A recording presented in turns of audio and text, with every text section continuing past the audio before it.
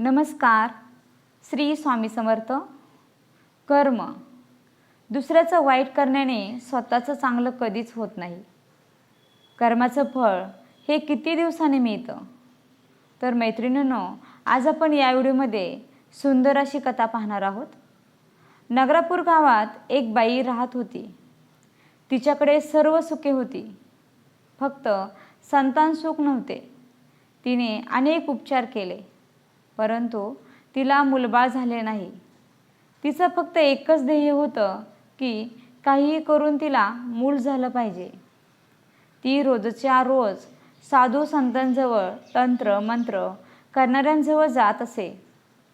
त्यांनी सांगितलेले सर्व उपाय ती करत असे, पण अजूनही तिला कशातही यश आलं नव्हतं. आणि एके दिवशी एका तांत्रिकाने तिला सांगितले की तू मंगळवारच्या रात्री कुणाच्या तरी घराला आग लावली तर तुला पुत्रप्राप्ती होऊ शकते.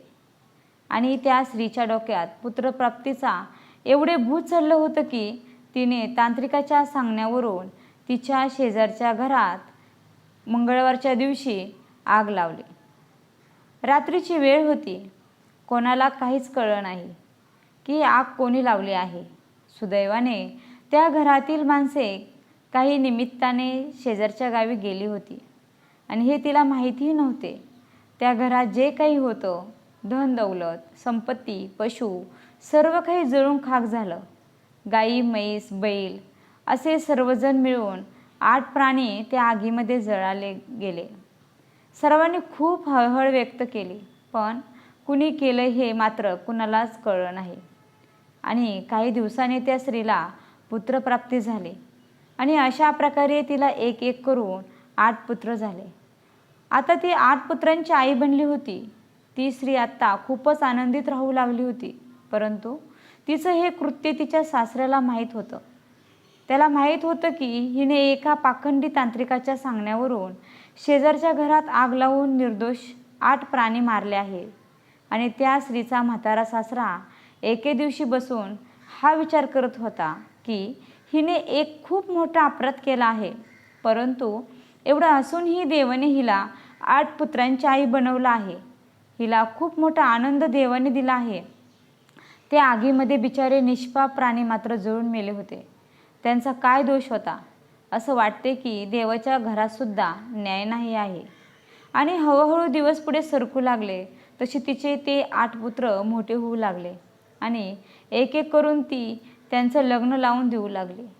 मुलांचं जसं लग्न व्हायचं तसं तिच्या आनंदाला पारावर राहायचा नाही, परंतु तिचा दुर्भाग्य इतकं होतं की ती जसं त्यांचं लग्न लावायची तो तिचा मुलगा मरायचा आणि असं करून तिच्या 8ही पुत्र एक एक करून मरण पावले.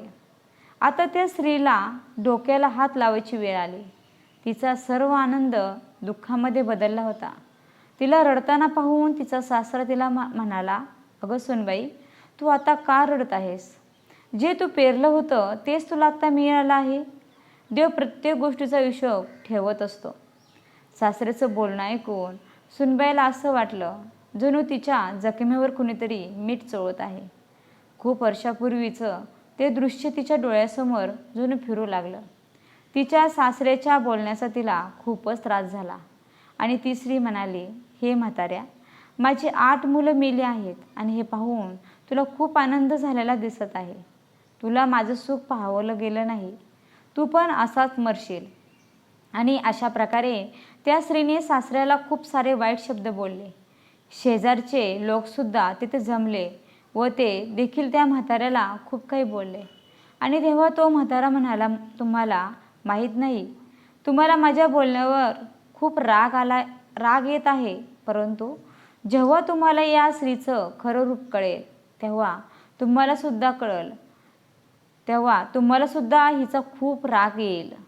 म्हातारा सासरा म्हणाला की स्वतःचा परिवार सर्वांनाच प्रिय असतो. मला पण आहे, परंतु दुसऱ्यांना दुःख देऊन मला माझ्या परिवारामध्ये आनंद नको आहे. माझ्या या दृष्ट सुनबाईने एका पाखंडी तांत्रिकाच्या सांगण्यावरून एकाच्या घरात आग लावली होती आणि त्या घरामध्ये त्या माणसांचे 8 मुके प्राणी जळून मेले होते आणि तेच 8 प्राणी हिच्या पोटी हिचे पुत्र बनून जन्माला आले. आता तेच तिला दुःख देऊन पुन्हा स्वर्गवासी झाले. एखाद्याचे वाईट करून कधी कोणाला सुखाची झोप लागली आहे का? आणि जर लागले असेल तर ती किती दिवस? एके दिवशी जेव्हा देवाचा कोप त्याच्यावर होतो तेव्हा त्यांनी जे काही केलं आहे ते व्याजासहित त्याला फेडावं लागते. जर तुम्ही दुसऱ्यांचा आनंद हिसकावून स्वतःला आनंदी करत आहात तर ही सर्वात मोठी चूक आहे. जर तुम्ही एखाद्याला नष्ट करून एखाद्याला मागे खेचून पुढे जाऊ इच्छिता तर ही तुमची सर्वात मोठी चूक आहे. तुम्ही तुमच्या या मार्गामध्ये कधीही यशस्वी होऊ शकत नाही.